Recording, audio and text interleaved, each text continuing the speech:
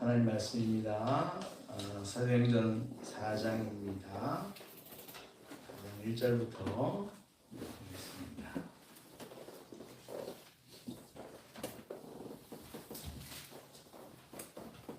사장 1절부터 22절까지 보도록 하겠습니다.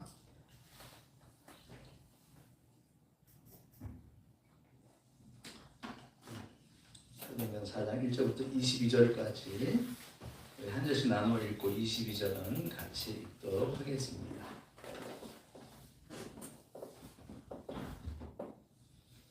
사도들이 백성에게 말할 때에 제사장들과 성전 맡은 자와 사두개인들이 이르러 예수 안에 죽은 자의 부활이 있다고 백성을 가르치고 전함을 싫어하여 그들을 잡음에 날이 이미 저물었으므로 이튿날까지 가두었으나 말씀을 듣는 사람 중에 믿는 자가 많으니 남자의 수가 약 5천이나 되었더라. 이튿날 관리들과 장로들과 서기관들이 예루살렘에 모였는데 대제사장 안나스와 가야바와 요한과 알렉산더와 및 제사장의 문중이 다 참여하여 사도들을 가운데 세우고 묻되 너희가 무슨 권세와 누구의 이름으로 이 일을 행하였느냐.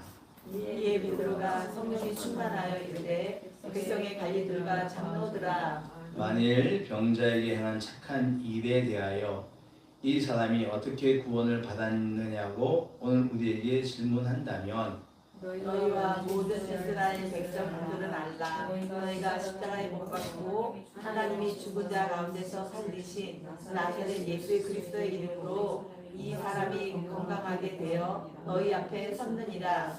다 같이 좀 읽어주세요. 좀 큰 소리로. 이 예수는 너희 건축자들의 버린 돌로서 집 모퉁이의 머릿돌이 되었느니라. 다른 이로서는 구원을 받을 수 없나니 선한 사람 중에 구원을 받을 만한 다른 이름을 우리에게 주신 일이 없습니다 하였더라. 그들이 베드로와 요한이 담대하게 말함을 보고 그들을 본래 학문이 없는 범인으로 알았다가 이상히 여기며 또 전에 예수와 함께 있던 줄도 알고 또 병 나은 사람이 그들과 함께 서 있는 것을 보고 비난할 말이 없는지라 명하여 공회에서 나가라 하고 서로 의논하여 이르되 이 사람들을 어떻게 할까. 그들로 말미암아 유명한 표적 나타난 것이 예루살렘에 사는 모든 사람에게 알려졌으니 우리도 부인할 수 없는지라. 이것이 민간에 더 퍼지지 못하게 그들을 위협하여 이후에는 이 이름으로 아무에게도 말하지 말게 하자 하고 그들을 불러 경고하여 도무지 예수의 이름으로 말하지도 말고 가르치지도 말라 하니 베드로와 요한이 대답하여 이르되 하나님 앞에서 너희의 말을 듣는 것이 하나님의 말씀을 듣는 것보다 옳은가 판단하라. 우리는 보고 들은 것을 말하지 아니할 수 없다 하니 관리들이 백성들 때문에 그들을 어떻게 처벌할지 방법을 찾지 못하고 다시 위협하여 놓아주었으니 이는 모든 사람이 그 된 일을 보고 하나님께 영광을 돌림이라. 이 표적으로 병나은 사람은 40여 세나 되었더라. 아멘. 우리 교제하는 시간입니다. 우리 같이 인사합시다. 서로 보면서 인사하세요. 반갑습니다. 반갑습니다. 사랑합니다. 사랑합니다. 고맙습니다. 고맙습니다. 감사합니다. 감사합니다. 잘했습니다. 잘했습니다. 믿겠습니다. 믿겠습니다. 미안합니다. 죄송합니다. 미안합니다. 죄송합니다. 예, 우리 예, 노래하겠습니다. 아름다운 마음들이 모여서.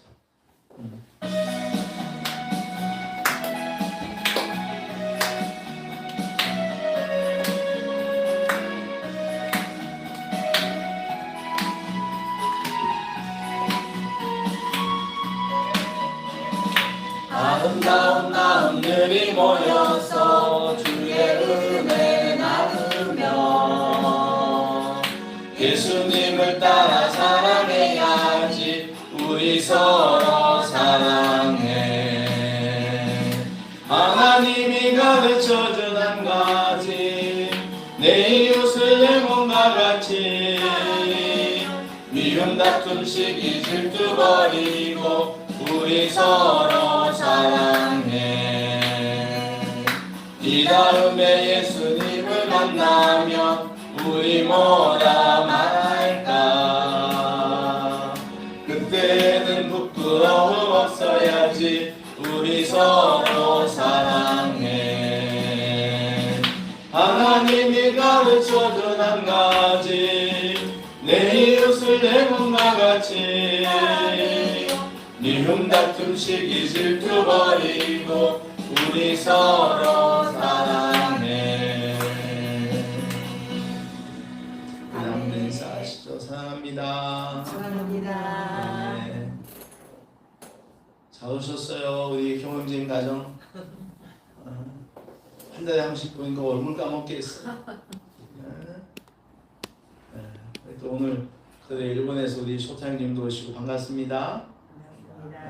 우리 원치원사님도 석 주 만에 같이 예배드리니 너무 좋은데 혹시 거기 상 쪽이라서 춥지 않을까 모르겠다.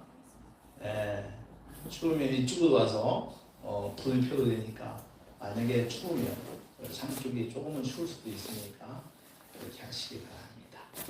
우리 같이 이 시간에 또 멀리서 우리 영상으로 예배드리는 분들에게도 인사합시다. 사랑합니다. 반갑습니다. 사랑합니다.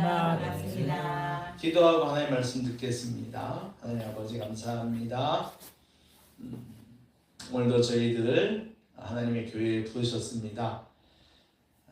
생명과 진리이신 아버지, 우리 인생을 축복하시는 아버지, 이 시간 주의 말씀을 하나님 말씀을 듣겠습니다. 주님 저희들에게 말씀 듣는 사람으로서의 자세를 허락하여 주옵소서. 우리의 마음이 하나님 앞에서 겸손하게 낮아지게 하시고 그 말씀을 잘 듣고자 하는 순종의 마음을 주시옵소서.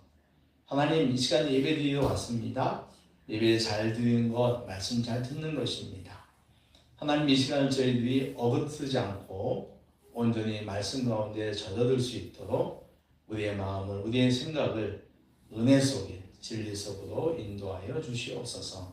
그래서 아버지 하나님 이 시간이 우리 인생에 정말 유익한 시간이요 새로운 창조가 되는 아버지 좋은 시간 되게 하여 주옵소서. 감사하며 예수님의 이름으로 기도합니다. 아멘. 할렐루야. 아멘. 하나님께서 이 시간도 우리 함께 하시며 은혜를 줄 줄 믿습니다. 아멘. 어느 목사님이 이런 얘기를 했어요. 인생에는 세 가지 종류가 있다고 했어요. 몇 가지 종류? 세 가지 종류가 있다고 했습니다. 첫째는 어떤 인생이냐면은 먹고 놀기 위해 사는 인생이라고 했어요. 어떤 인생? 먹고 놀기 위해 사는 인생이다. 그러니까 이런 사람들은 노는 게 인생의 목적이에요. 그래서 계속해서 놀러 다닙니다. 놀러 다니는 게 최고예요. 두 번째, 그보다 조금 차원 높은 인생이 있다고 했는데 이 두 번째 단계가 뭐냐면 일하고 성공하기 위하여 사는 인생이 있습니다. 그러니까 오로지 이 사람은 일만 하는 사람이에요. 뭐만 한다? 일만 한다. 노는 걸 몰라. 우리가 흔히 말하는 워커홀릭이라는 말이 있죠. 일에 중독자예요. 그래서 그냥 어디 좀 갑시다, 놀러 갑시다 그러면 뭐해, 일해야지, 빨리 해서 성공해야지. 이제 이 일에 아주 사로잡혀 있어요. 세 번째 단계가 있다고 합니다. 이거는 어떤 단계냐면 삶에 대하여 묵상하는 인생이에요. 무슨 말이냐면은 내 삶이, 내 인생이 어디서 왔는지, 세상은 어떻게 시작되었는지 생각하는 인생이에요. 그러니까 내가 나에 대해, 존재에 대하여 우리가 생각하는 인생이라는 것입니다. 그래서 인생에는 내가 아니라 누군가 있구나. 절대자 창조주가 있구나를 아는 거예요. 알고 그분의 주권 안에 내 인생이 있는 걸 아는 사람입니다. 그리고 그 사람 하나님의 가르침을 실천하며 사는 인생 있다고 그래요. 그러니까 이 인생이 제일 높은 인생이에요. 그러니까 놀기 위해 사는 인생이 아니고 일하기 위해 사는 인생이 아니라 하나님께서 이 땅에 나를 보낸 목적을 따라가는 인생. 하나님을 경외하고 이웃을 사랑하고 하나님의 말씀을 순종하고 실천하며 살아가는 인생. 이것이 가장 높은 인생이라는 것입니다. 우리는 교회 다니는 사람들입니다. 호칭이 교인입니다. 영어로 하면 뭘까요? 크리스천입니다. 그리스도인이라고 해요. 내 인생에 있어서 하나님을 인정하고 하나님의 계심을 인정하고 그분을 경외하며 그분을 사랑하며 그분의 가르친 대로 살겠습니다 라고 결심한 사람들입니다. 맞지요? 여러분 그렇습니까? 아닙니까? 우리가 하나님을 있음을 인정하고 경외하고 그분의 말씀대로 살겠다고 다짐한 사람들이에요. 하나님이 내게 원하는 것에 대한 순종하는 삶, 바로 그것을 우리는 성도다움이라고 해요. 뭐라고요? 성도다움. 오늘날 성도다운 성도가 필요해요. 여러분은 성도다운 성도인가요? 하나님을 사랑하고 그 말씀에 따라 살아가나요? 여러분의 삶의 주권이 하나님께 있음을 인정하고 그분을 경외하며 그분의 가르침을 내 삶의 자리에서 실천하고 있습니까? 아니면 그저 교인이라고 하는 허울뿐인 교인은 아닌가요?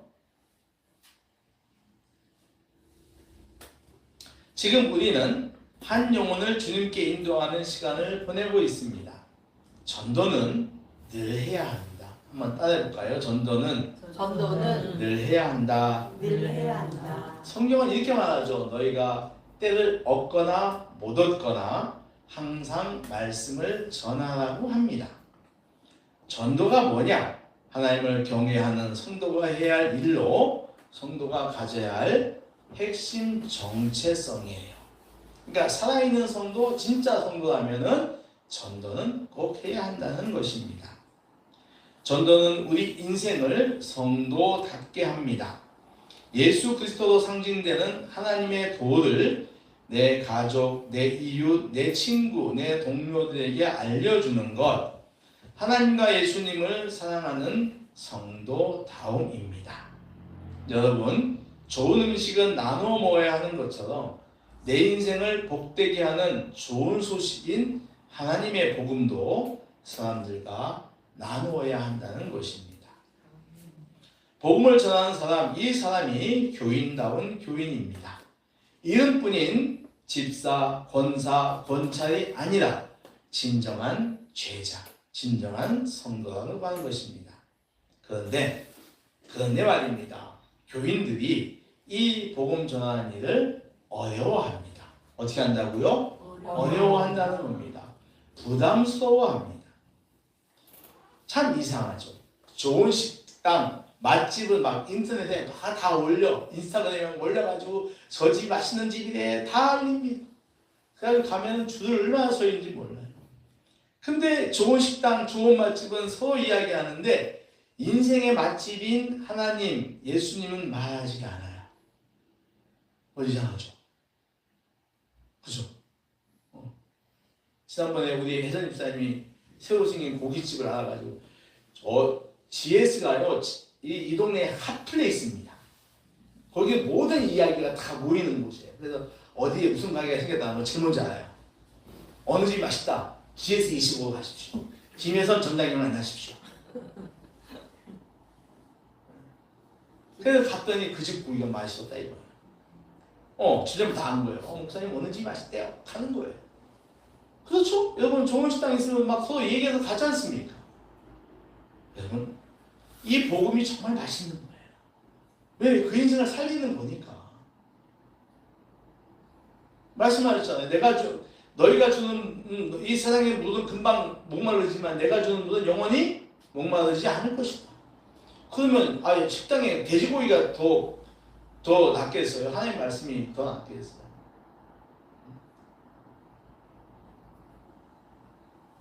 사랑하는 여러분, 인생의 맛집인 하나님, 예수님을 나눌 줄 아는, 전할 줄 아는 진짜 성도 되시기를 축복합니다. 아멘. 근데 어려워하는 데에는 내 안과 밖에 여러 가지 이유가 있을 것입니다. 그러나 그럼에도 하나님, 예수님의 복음은 전해야 합니다. 그래야 하나님께서 복을 주는 참 성도가 될 수가 있습니다. 오늘 본문은 이런 것입니다. 사도행전 3장에는 우리가 읽었던 앞장에는 베드로와 요한이 성전 미문에서 안전뱅이를 고치는 이야기가 나오고 있습니다. 유명한 이야기죠. 두 명의 사도는 태어나면서부터 걷지 못하는 장애를 가져서 평생을 구걸하며 사는 불쌍한 사람을 예수님의 이름으로 걷게 합니다. 예, 내게 은과 공은 없지만 예수님의 명하노니 일어나 걸어라. 손을 잡아주니까 그 평생 안진뱅이가 구걸하며 살아가던 그 불쌍한 사람이 벌떡 일어나 걷습니다. 그래서 이 거린이 두 제자와 함께 성전에 들어가서 걷기도 하고 뛰기도 하며 하나님을 찬송합니다. 할렐루야. 아멘. 할렐루야. 아멘. 놀라운 기적이죠. 우리 요즘은 의학이 발달해서 태어나면서부터 이렇게 안진뱅이, 그러니까 걷지 못하는 장애인은 별로 없는 것 같아요. 아주 심한 기형을 갖고 있지 않으니까. 요즘은 어떻게 생각해? 막 보조기를 채워서라도 이 사람을 일어나게 하고 걷게 하고 심지어 그것도 안 되면 사고 나서 다리 못 쓰면 거기다가 전자칩을 막 박아가지고 막 움직이게 하고 의학이 정말 발달을 했어요. 그런데 지금 이 시기 때는 그런 게 전혀 없지 않습니까? 그러니까 이건 정말 놀라운 기적인 거예요. 평생 한 번도 걷지 못했던 사람입니다. 발목과 발에 다 힘이 없을 것입니다. 그런데 성경은 이렇게 말해요. 발목과 발에 힘이 생겼다. 일어나면서 놀라운 기적이죠. 그러니 여러분 생각해 보세요. 이걸 보고 있던 사람들이 어떻게 했어요? 두 번째 권장님 어떻게 했을까요? 서프라이즈. 그렇지 않겠습니까? 놀랄 미라클이야. 이건 놀라운 기적이 난 겁니다. 다 깜짝 놀랐을 겁니다. 그래가지고 영광을 돌려 하나님께. 야, 이건 사람이 할 수 없는 일이야. 하나님께 하신 거야. 하나님께 영광을 돌렸어요. 그런데 오늘 우리가 읽었던 4장 1절에서 3절을 보니까 이상한 사람들이 나와요. 어떤 사람들이 나와? 이상한 사람들. 이가 상했나 봐요. 보니까 어떤 사람들이 나오냐면 사두개인과 성전을 관리하는 사람들, 레위지파 사람들이겠죠. 그리고 대제사장들이 나옵니다. 요 사람들 이렇게 보면은 그 사회의 지도자급들이에요. 예, 사두개인은 공부를 많이 하는 사람들이고요. 예, 성전 관리하는 사람들, 쉽게 말하면 교회를 관리했던 사람들입니다. 그리고 대제사장은 누굽니까? 높은 지도자들이죠. 불편해요. 다른 사람보다 박수치면서 하나님께 영광 돌리는데 와 기적이 났습니다 하나님 막 박수치고 하는데 불편해. 이유가 있어. 2절에. 자 우리 2절 말씀 보겠습니다.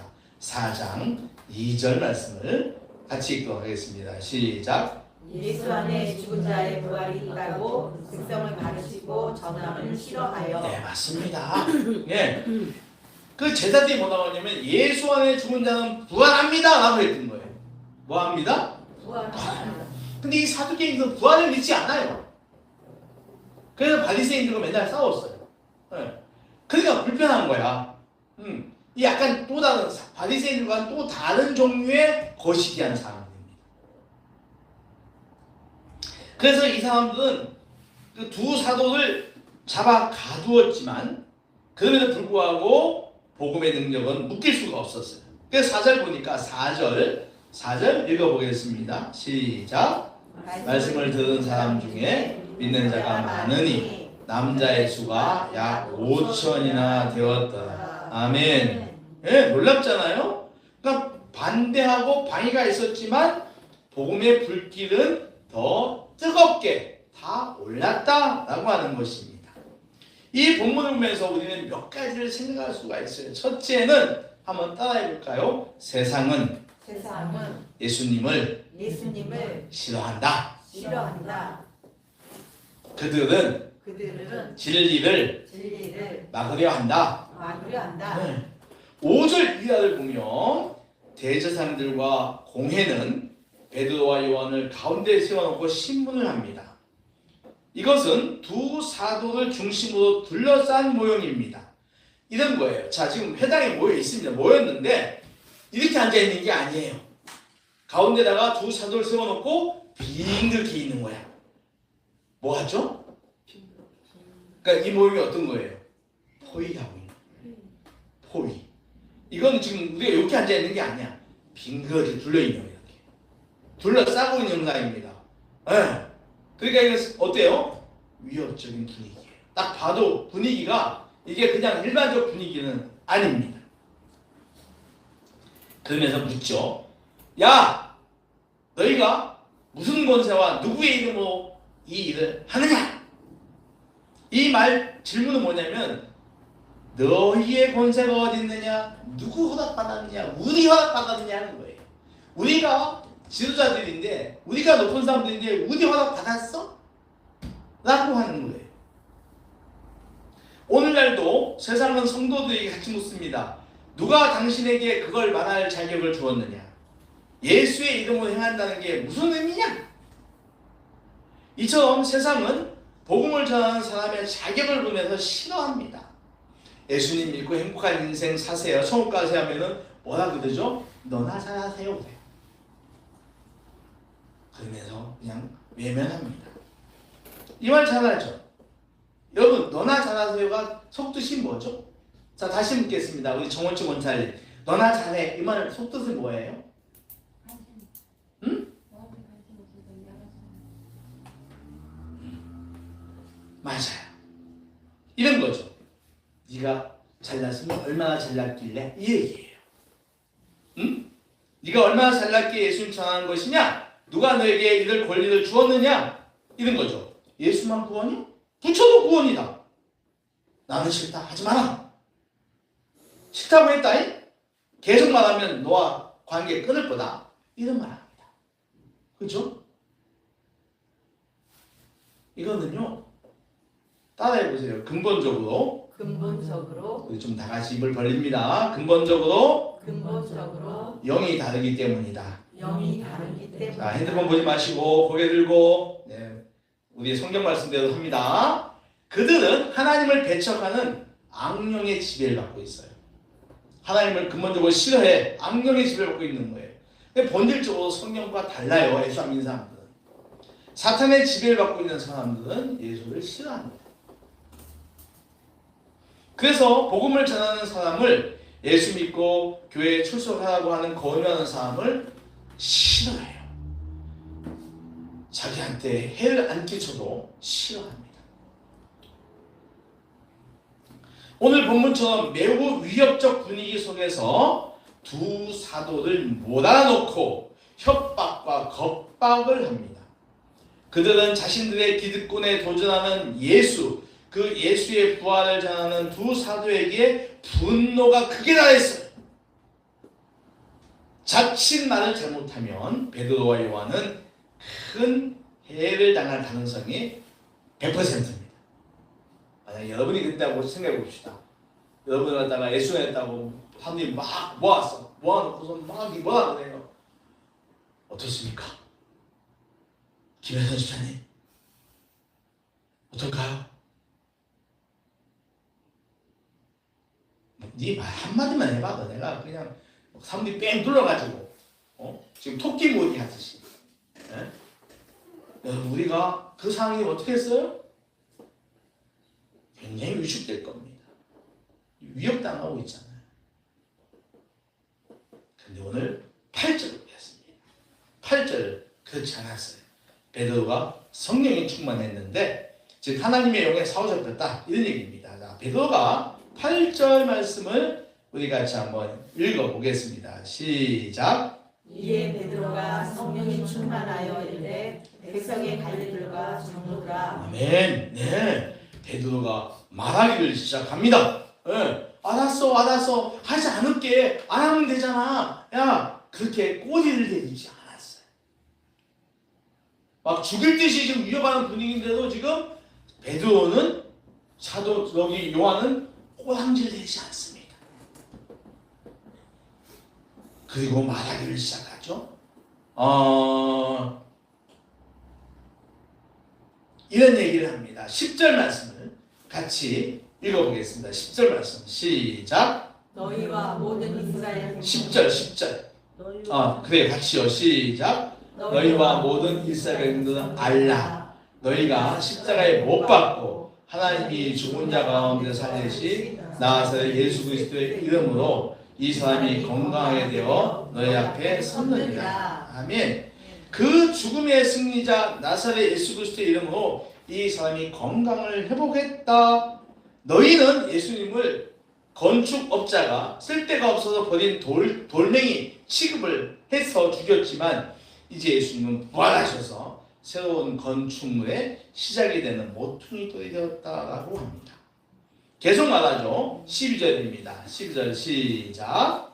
다른 이로서는 구원을 받을 수 없나니 선한 사람 중에 구원을 받을 만한 다른 이름을 우리에게 주신 일이 없습니다. 아멘. 이것을 우리가 유명한 구절입니다. 우리가 복음을 전할 때 잘 알아야 될 핵심 구절이기도 합니다.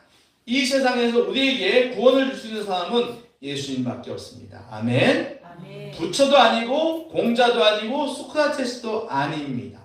세종대왕도 아니고 이수진 장군도 더더욱 아닙니다. 그들은 큰 사람들로 인류의 위대한 공헌을 하였으나 인간을 구원하지는 못합니다. 그 이유는 그들도 아담의 후손으로 죄를 가지고 태어났기 때문이죠. 죄 문제 없이 구원은 불가능합니다. 이 죄 문제를 해결할 수 있는 유일한 존재가 바로 우리 예수님밖에는 없습니다. 그래서 구원은 오직 예수 그리스도 안에만 있다는 것입니다. 예수님이 그분의 이름이 우리가 갈 수 있는 유일한 생명의 길입니다. 베드로 사도는 이 위협적인 상황에도 불구하고 위축되지 않습니다. 세상 말로 쫄지 않았어요. 뭐 안 했다고요? 쫄지 않았다. 13절은 이렇게 말하죠. 13절 그 베드로의 말을 듣던 사람들의 반응입니다. 13절 시작. 13절 시작. 그들이 베드로와 요한이 담대하게 말함을 보고 그들을 본래 학문 없는 범인으로 알아다가 이상히 여기며 됐습니다. 네, 됐습니다. 두 사도의 이런 담대함이 위협자들을 놀라게 하고 있습니다. 그들은 이 베드로와 요한이 본래 배우지 못한 걸 알고 있어요. 이 사람들 직업이 뭐죠? 어부였습니다. 무식한 사람들입니다. 그런데 이들이 말을 잘해. 그것도 자신감 있게 해. 그것도 자기들로부터 위협을 받는 자리에서 지금 까딱 잘못하면 그들이 지금 거의 해를 당할 자리 위협 속에서도 그들이 배우지 못한 무식쟁이들이 말을 잘합니다. 자신감 있게 합니다. 뭐지? 이게 뭐지? 그들이 놀라는 것은 오히려 정상입니다. 그들은 배우지 못한 평범한 사람들이었지만 13절입니다. 자, 13절. 자, 끝날 때 마저 읽겠습니다. 이상이 여기며 또 전에 예수와 함께 있던 줄도 알고. 아멘. 여러분, 그들은 무식했어요, 진짜. 베드로와 요한은 무식했습니다. 근데 이네들이 담대함이 어디서 시작됐냐면은 따라하세요. 예수와 함께 있었다. 예수와 함께 있었다. 예수와 함께 있었다.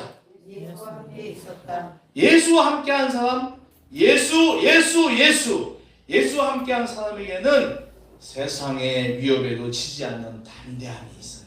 할렐루야. 아멘. 예수와 함께 있기 때문에 이들이 무식함에도 불구하고 말을 조리 있게 잘하고 담대하게 잘하고 위협 속에서도 쫄지 않았다라고 하는 것입니다. 사도들에게는 세상 지식과 경험이 주지 못하는 확신이 있었습니다. 세상의 권력이 누리지 못하는 능력이 있었습니다. 여러분, 예수님을 믿는 우리에게는 예수님과 함께하는 권능이 있음을 믿으시기 바랍니다.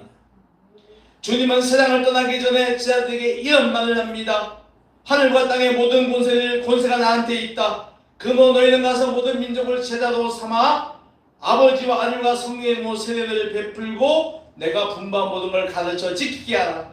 보아라, 내가 세상 끝날까지 너희와 항상 함께 할 것이다. 무슨 뜻입니까? 이 말씀의 핵심이 뭐예요? 내가 부활함으로써 하늘과 땅을 마음대로 할 수 있는 권세가 있다. 이 권세를 너희에게 주겠다. 할렐루야. 이 권세를 너희에게 주겠다는 것입니다. 이 권세로 세상 모든 사람들에게 예수를 전해하는 것입니다. 내가 세상 끝날까지 너와 함께 할 거야 라고 말씀하시면 안 됩니다. 이 말씀이 그들로 하여금 담대하게 한 거예요. 이 말씀이 그들로 하여금 담대하게 한 것입니다. 여러분, 오늘 우리도 복음을 전하는데 담대해야 합니다. 그 담대함에는 부활하여서 온 우주의 권력을 가진 예수님이 나와 함께 하신다는 믿음이 있어야 돼요. 이 믿음이 있으면 우리는 어떤 어려움 속에서도 복음을 담대하게 전할 수가 있습니다. 아멘. 아멘. 우리가 초청하려고 하는 사람이 어떤 상황에서 우리를 반대해도 우리는 초청하고 소개하고 할 수가 있습니다. 근데 여러분, 이렇게 담대했더니 지금 막 베드로와 요한이 담대하게 막 하잖아요. 그럼 얘네들이 이제 위협자들이 짜 센데 우리가 물러나야 될까? 라고 했는데 성경은 보니까 그렇지가 않아요. 베드로와 요한이 담대하니까 얘들도 이제 같이 맞서기 시작합니다. 그러니까는 사도들이 담대하자 꼬리를 내린 게 아니라 칼날 높이 들었습니다. 이렇게 말하죠. 17절과 18절입니다. 자, 우리 17절과 18절을 읽어보겠습니다. 시작. 이것이 미간에 덮어지지 못하게 그들을 위협하여 이후에 이름으로 아무에게도 말하지 말게 하자하고 불러 경고하여 도무지 예수 이름으로 말하지 말고 가르치지도 말라 하니 네. 그들은 더 크게 위협을 합니다. 네. 더 크게 위협을 하는 거예요. 이때 사도들이 18절 21절 결론인데 하이라이트가 나오고 있는데 한번 따라해 볼까요? 따라해 보세요. 하나님보다 사람에게 순종할 수 없다. 순종할 수 없다. 하나님께 순종해야지 사람에게 순종하는 이라는 거예요. 하나님 앞에서 19절 20절입니다. 같이 읽겠습니다. 시작. 베드로와 요한이 대답하여 이르되 하나님 앞에서 너희의 말을 듣는 것이 하나님 말씀을 듣는 것보다 옳은가 판단하라. 우리는 보고 들은 것을 말하지 아니할 수 없다 하고 말합니다. 베드로는 오히려 그들에게 세상인가 하나님인가 택하라고 역으로 질문을 던지고 있습니다. 하나님의 말씀, 이 말씀을 전하는 것이 너희들의 방해와 위협보다 못한지 판단하는 것입니다. 아니 더 정확하게 말한다면 하나님 말씀을 전하는 것이 너희들 우리에게 행하는 방해와 협박과 위협과 겁박보다 더 중요하고 크다라고 하는 거예요. 하나님 말씀이 너희들이 우리에게 하는 이 것보다 훨씬 크다고 하는 겁니다. 여러분, 이것이 참된 성도, 참된 전도자의 자세입니다. 우리가 복음을 전할 때 그 자리에는 반드시 방해가 있습니다. 방해가 없는 경우가 없어요. 아까 말씀드렸잖아요. 영끼리의 싸움이에요. 악한 영, 불신의 영과 하나님의 영과의 싸움이에요. 그러니까 반드시 방해가 있습니다. 그 방해가 내 안에 불신이든 상대와의 관계 훼손에 대한 염려든 또 거절과 실패에 대한 두려움 등이든 뭐든지 있습니다. 그러므로 그렇기 때문에 우리는 더욱 담대해야 돼요. 우리는 더욱 담대해야 합니다. 그 이유가 뭡니까? 우리 안에는 참 진리되시는 하나님 예수님이 계시기 때문이고 그분들이 내 안에 계시기 때문이고 우리와 영원히 함께 하시기 때문입니다. 오늘도 우리가 방해물들 앞에 포기하지 않는 힘, 담대할 수 있는 힘, 바로 그분의 권세가 나와 함께 하시기 때문임을 믿으시기 바랍니다. 자, 말씀을 정리하겠습니다. 오늘 요절이기도 해요. 자, 20절 말씀을 우리 다시 한번 읽겠습니다. 시작. 우리는 보고 들은 것을 말하지 아니할 수 없다. 아멘. 이 말씀이 뭡니까? 아니 내가 이제 이미 보고 들은 것을 어떻게 말하지 않을 수 있어? 라고 하는 겁니다. 아니 내가 예수를 믿고 하나님의 살아계심과 나를 사랑하심을 내 눈으로 똑똑히 체험했는데 그걸 어떻게 말하지 말라고 해? 라고 하는 거예요. 여러분, 우리가 교회를 다니는 이유, 정기적으로 나와서 예배하는 이유, 그것은 내가 교회 생활을 통해서 하나님의 은혜를 받고 있다는 표시입니다. 아무런 유익함이 없다면, 교회 나오고 신앙생활하면서 아무런 유익이 없다면 교회 왜 나옵니까? 교회 나올 필요가 없어요. 아니요. 여러분이 교회 나오는 것은 교회를 통해서 인생의 유익함이 있기 때문입니다. 반드시 있어요.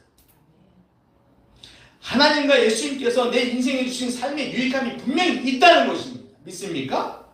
믿습니까? 이거 너무 중요한 고백이에요. 그 예수를 우리는 이미 체험했어요. 체험했다고. 눈으로 봤다고. 가슴으로 느꼈다고. 그러다가 왜 말하지 못하게 하냐?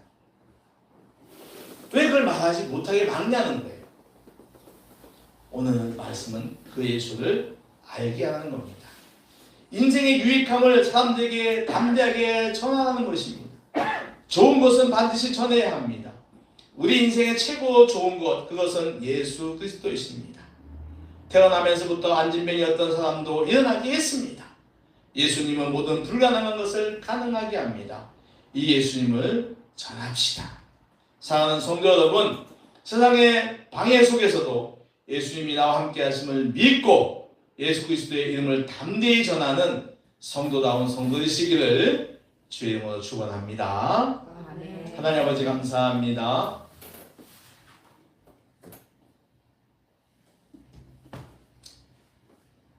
세상의 진리 되시는 예수 그리스도를 전하는 저희들 되게 도와주십시오.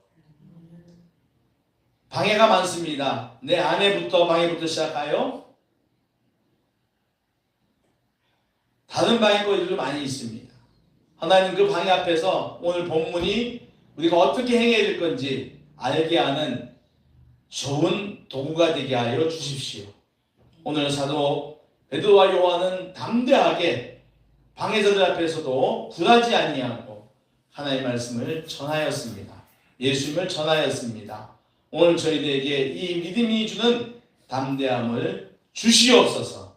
그래서 아버지 하나님 방해거리들 앞에서 하나님 굴복하지 않게 하시고 포기하지 않게 하시고 담대하게 하나님 예수님을 전하는 하나님께 나와 함께 하심을 믿고 복음을 전하는 아버지의 진정한 제자들 성도들 되게 하여 주시옵소서. 예수님의 이름으로 기도하옵나이다. 아멘. 497장 적용하겠습니다.